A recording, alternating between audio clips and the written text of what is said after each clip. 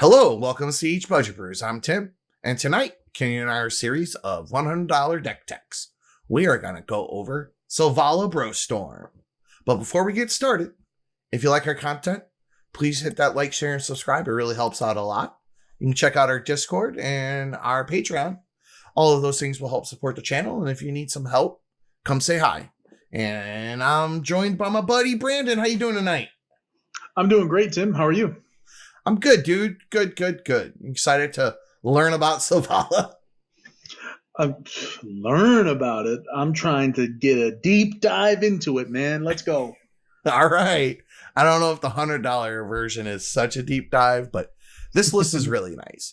The list we're actually using is by a budget regular named Navadan. It's actually Donovan spelled backwards.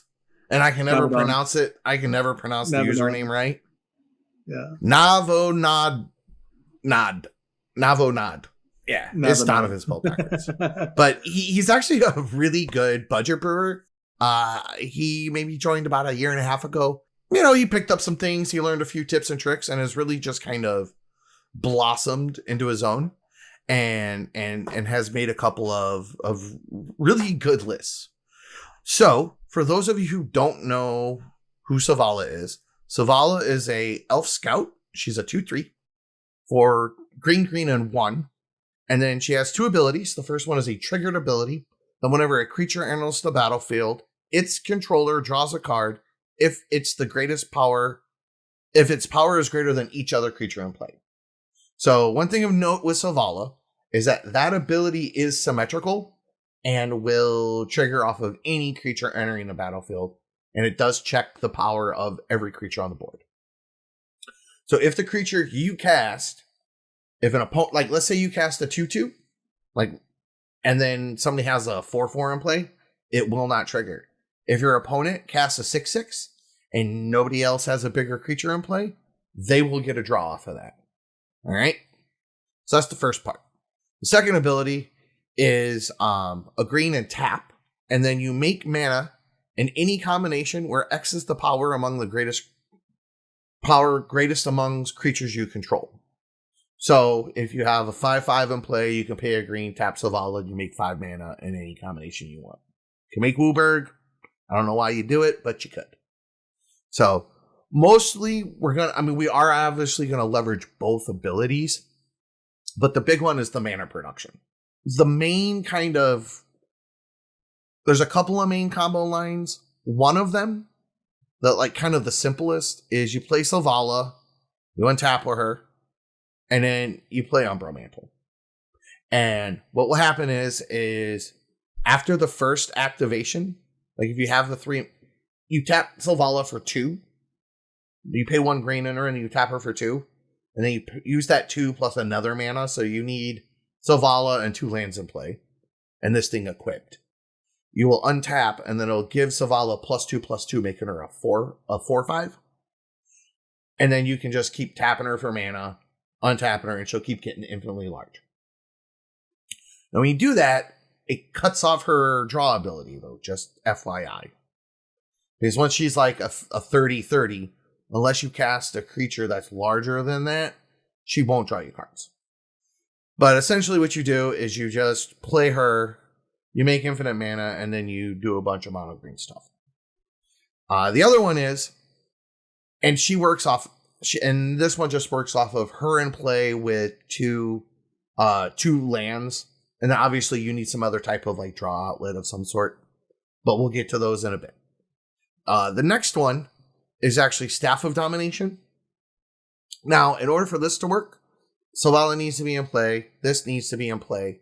You'll need to be able to make 5 mana to go positive. Actually, you need to make 6 because you have to pay 1 for Selvala. Then you have to pay 3 to untap her. So that's 4. And then you need 1 to untap the staff. So that's 5. So as long as Selvala can make 6 mana, which is not hard to do in this deck, as you'll see in a minute, then you will net mana each iteration. So you tap her, you make your 6, you untap her with the staff, you untap the staff, and repeat. Then you use the staff to draw your deck. All right. And then once you have your deck in your hand, you got a bunch of ways to win. Those are two of the main outlets. Then there's some other ways to kind of pump Selvala. We run like Invigorate. We run Giant Growth. We'll run Blossoming Defense as a way to protect her, but also pump her. There, Might of Old Crosa, aspect of Hydra. Those are all ways to get Selvala bigger, so that way she can she can make a bunch of mana for you. And then you use untap effects like Vitalize, Instill Energy, 1,000-Year Elixir, Umbral Mantle, Staff. So those parts kind of all layer in to kind of help you get going. And there's some other lines we're going to go over now. So the more convoluted line is actually based off of a Shaya. So what you do is you have Selvala in play, then you play a Shaya. A Shaya will turn all of your non-token creatures into forests, in addition to the other type, which will make them be able to produce mana. But a Shaya also allows you, like, power and toughness will be equal to the number of forests in play. So any regular forest you have in play, which the deck runs like 25, and then any creature in play will now count as a forest, will make her large, thus allowing you to tap Selvala for like a boatload of mana. Okay? And then you use Quirion Ranger, which has an activated ability of return a forest you control to its owner's hand, and then you untap target creature. So the way this works is with the Shaya in play, you play the Ranger, and then you return itself to your hand because it counts as a forest, untapping Selvala. And as long as Selvala can net 3 mana off of that, you'll go positive. Because you need 1 to play, 1 to activate, and then she'll net you 1 with each loop. What's nice about that is that other than having Selvala in play, you only need 6 mana to assemble it, and you can use Selvala to pay part of that cost, because the Ranger is going to return itself to its hand and then untap your Selvala. So as long as you have like 1 mana floating afterwards, you're fine. So with that in mind, the deck can also do a lot of manual storming, because you're playing a lot of fatties like Kogla, which has more use later I'll talk about. You get like Phyrexian Soulgorger, you get like Ravaging Riftworm. Like, these creatures are all just undercosted creatures that are kind of garbo. When you play them, you usually just activate Selvala before, like, with a trigger or whatever. They're like, that allow them to have like a sack trigger or like some type of untap trigger that you have to have. And then with that, you kind of make a bunch of mana. Then another way to really kind of get everything going is you use either Temur Sabertooth, which is a green and a colorless, and you return any creature to your hand. So you can like bounce the a couple of different creatures in the deck. One of them is Hyrex Tower Scout. One of them is Great Oak Guardian, and the other would be like Wirewood Symbiote. So like Wirewood Symbiote allows you to return an elf to your hand, untap a creature so you can kind of use the Sabertooth to reset the symbiote. You can Great Oak Guardian, just untaps your whole team, and you can use the Sabertooth to bounce it back to your hand. The Hyrex Tower Scout, let me find it. It is right here. Will allow you to untap a creature, so you just use it to untap Selvala. So as long as Selvala makes, she has to make 7 with the Tower Scout, because you need 3 to play the Scout, 1 to activate Selvala's 4, and then 2 to return it to your hand is 6. So you need to make 7 to go positive. But there's a lot of creature, like if you invigorate a Sheltering Ancient, like she's making 9 mana. So it's not hard to do. The other thing with Kogla is not only will it return the Tower Scout to your hand to kind of untap your Selvala or there's some other big mana dorks, which I'll cover in a moment. You can also use it to return Eternal Witness to your hand, which will do a couple of things. One, you can abuse its ETB trigger to recycle cards in your graveyard. You can also use it to abuse things like Beast Whisperer, A couple other effects as well. The main thing with Ewit is that you will loop either like Beast Within or Ram Through or Tutors to kind of start tutoring out more pieces as you go. Kogla also, once you've been able to like get like a Dustwatch Recruiter online or the Beast Whisperer active, you can just use the Kogla to fight all of your the 3/3s that you make off of the Beast Within loops. So one of the very common ways to win like post combat with her is you essentially draw a bunch of your cards. You play the Sabertooth or the Kogla. You untap Selvala a bunch. And you play Ewit to recycle the Beast Within a bunch. Blow up everybody's permanents. And then you use the Kogla to fight all of the 3/3s. And now your opponents have no lands, no permanents, and you've got a bunch of dudes in play. And then even if you don't have a way to kill them that turn, like they pretty much don't have, like unless they got a bunch of cards in their hand, they're going to be set back pretty hard. And then you just untap and kill them on your next turn. That's usually a pretty good way to do it. You can also actually, if you wanted, you could mill them out with Relic Golem. So it's not only is it a 6/6, but then it also will allow you to pay 2 tap and target player mills 2. Give all your creatures haste with Crashing Drawbridge. Blow up all their artifacts and enchantments. So there's a lot of lines to kind of really disrupt your opponent's plans. So as a backup, let's say you don't have, let's say there's a Dranath in play or something. You still have some ways to kind of leverage making infinite mana without Selvala. One of them is Karametu's Acolyte, which will tap for a green equal to your devotion to green. So if you have her and like a couple of other mana dorks, or maybe you get a Sabertooth out and a couple other mana dorks. So you pretty much, as long as you can create a condition where you're able to make the prerequisite mana to complete any of the previous loops we had discussed. So now let's move on to card draw. We've kind of covered the basics, like as far as like the combo lines. So Beast Whisperer is one. That wants you to abuse casting the creatures over and over again. So that's why like the Sabertooth and the Kogla are really important, because you just return a creature to your hand, replay it, you get to draw. Another one is Dustwatch Recruiter. This one's kind of a sleeper. I like to actually play this in pretty much all my green decks at this point, because I tend to have a lot of mana floating around, and this is a good way to just get more creatures. And the deck has 34 creatures, so that ability will be live most of the time. On top of that, you also have redundancy for Eternal Witness with Timeless Witness. You have redundancy with Quirion Ranger, with Scurb Ranger. So those are backup pieces for those previous lines described. And then lastly, you kind of like get to leverage things like Life's Legacy. I mean, you make Selvala huge, you sack her. Now that you've got all the mana you want, draw a bajillion fucking cards, you're good. Rishkar's Expertise draws you a bunch of cards. Soul's Majesty draws you a bunch of cards. You know what I'm saying? You kind of see a theme here. Then you can use things like Time of Need to help you tutor out like important pieces like your Kogla. Ecological Appreciation helps you draw out fatties. So usually you'll play that and then get a bunch of copies of stuff. Weird Harvest, Uncaged the Menagerie.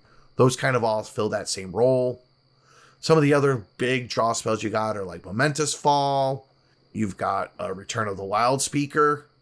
And then down here on the bottom, we've got Greater Good, which used to be really expensive, but then kind of over the last year, kind of got reprinted into the ground. And this allows you to just keep sacking creatures. And then like eventually you draw into like your Eternal Witness and you buy them back and you kind of keep doing that. So you'll draw your deck that way. One of the things that's nice is you can also, so there's kind of like three main hard outlets for the deck, like hard ways to win, because you got to actually kill people. One, as I described, is doing the Eternal Witness loots to Beast Within everything. Two is Great Arc Guardian gives your team +2/+2 and untaps them. So as you play the creatures, you can just keep making them bigger and bigger and bigger. And then lastly, after you, like, in addition to the Great Arc Guardian, Another thing that you can do, like let's say you don't have access to your Beast Within or like Ram Through, is that you can pump all the creatures in play like that, especially once you get a Shia, because now they're all dorks. Make them all infinitely large with Umbral Mantle. You can also use Eternal Witness to recycle things like Return of the Wild Speaker. It just gives all your non-humans +3/+3. Or like just cast Wild Growth a bunch of times. Or Giant Growth a bunch of times and just make them all huge. You know, big. I mean, it's mono green. Of course, there's going to be big creatures like big green chalky creatures, right? And I mean, and that pretty much kind of sums it up. I mean, the deck is pretty fast. At $100, it's actually surprisingly very effective. Like, I have not played the build myself. I have played budgetless Selvala, and I've played like a $500 one a bunch. And I was goldfish in this, and this was like popping off turn 3, like easy, like real easy. And I was really impressed with it. So, I don't know. I think I've covered pretty much most of the basics. I will put a link to Donovan's list in the description. Brandon, you got any questions? I don't have any questions, but I do have a couple things I want to say. Number one, okay. I like how there are lots of sideways combos. Like there's a lot of interchangeable parts. I think that's really, really important to learn when you're wanting to get into a competitive mindset and a competitive pod. So I think this is like a really good option to start off with because it's easy to learn, but it's difficult to master kind of deal. So there's that. There's also the fact of like I think a lot of people who are more aimed towards the casual side will also like this deck because most of the casual people I know at least love creature-based decks. And the more creatures, the better. If I were to show this list to my friend, he would literally piss his pants because he would love it. He's like, 34 creatures in a deck? I'm buying it right now. Right, exactly. Yeah, and it's like, snap. Well, that's the other thing that's nice about these $100 decks is that they're pretty cheap to pick up. I'm not saying $100 is free, but it's pretty reasonable, and especially for Magic. Like, I mean, most precons, like, if you like bought them as singles, are at least worth $80. Yeah. So, I mean, this is essentially the price of like 2 precons plus some upgrades. Like, if you want to put it in perspective. But what's really nice about it is that I would probably say about 70 out of the 100 cards, you'll at least keep in the deck until you, like, at the $500 mark. Like, if you upgraded it from 100 to 500, you would probably keep 70 of the cards in here. And then even going all the way up to budgetless, which is, I mean, budgetless Selvala is like $4,000, I think. $5,000, $3.5. A lot of that's Cradle Diamond. It is that, like, you'll see a lot of the same cards. Like, sure, you're not going to run Giant Growth in your budgetless version, but you're going to, like, Chord's going to be in there. Invigorate's going to be in there. Return of the Wild Speaker will be in there. Pretty much every artifact. Like, oh, that was another thing. There is a line in here to give all of your creatures haste. I forgot to mention, and I do want to point this out. So we are running Swiftfoot Boots. So Swiftfoot Boots will allow you to transfer onto every creature you need to, like, make it huge. But more importantly, if you equip the Swiftfoot Boots on the Crashing Drawbridge, tap the drawbridge, gives all creatures haste till end of turn. All your creatures haste. So with that in mind, you can play all your creatures out, get the boots, put it on the bridge, give everything haste, and then now you have enough power on board, plus the pump to kill everybody. I did want to point that out, and I did miss that initially. So, all right. I think it's a really neat list. I think there's a lot to it. I'll probably actually wind up at some point in the near future do a meta buster on this. So I think we should probably get skedaddling. How's that sound? Sounds good to me. All right. Have a good night, everybody. Bye. Bye.